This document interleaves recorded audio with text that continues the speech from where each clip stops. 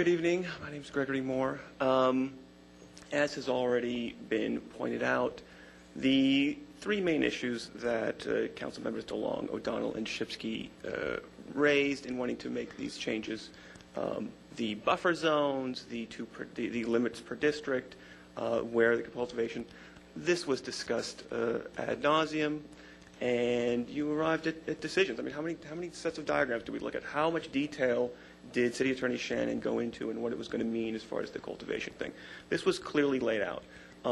During the process, several times, Mr. Mayor and other council members, you said that you wanted to craft an ordinance that erred on the side of being overly restrictive rather than overly permissive, and to adjust it to make it more permissive if necessary.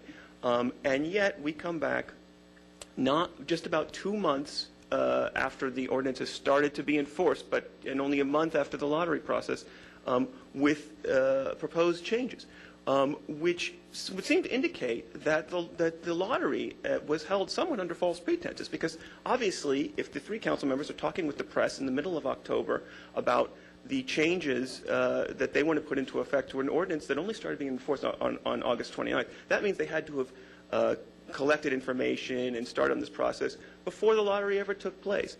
So without making any kind of comment on the merits of the lawsuits already facing the city over the ordinance, over the lottery, the merits of lawsuits against the city for this changes at this point, I think, are obvious. And this seems to be right off the top when you just talk about lottery fees that at least two of the council members have said that they would have to refund. They've admitted that.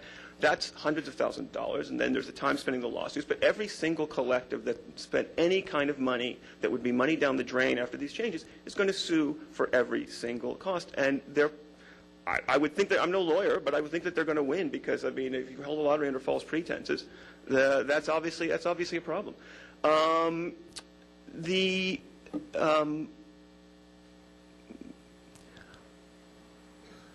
Sorry, I just lost my train of thought.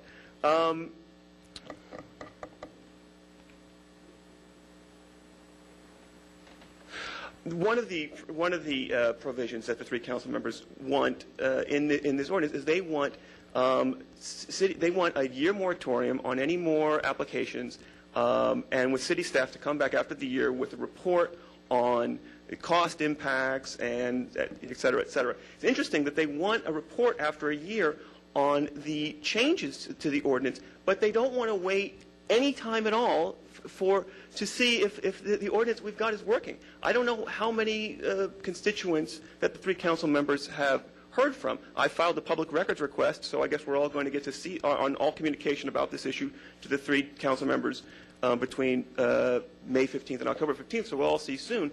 But even if they received a lot of information, I think the appropriate response would have said, let's take a year, as they're proposing for their changes, and see what happens, and then revisit the issue instead of doing it as they're doing it. You need to summarize. That's all. Thank you. Thank you.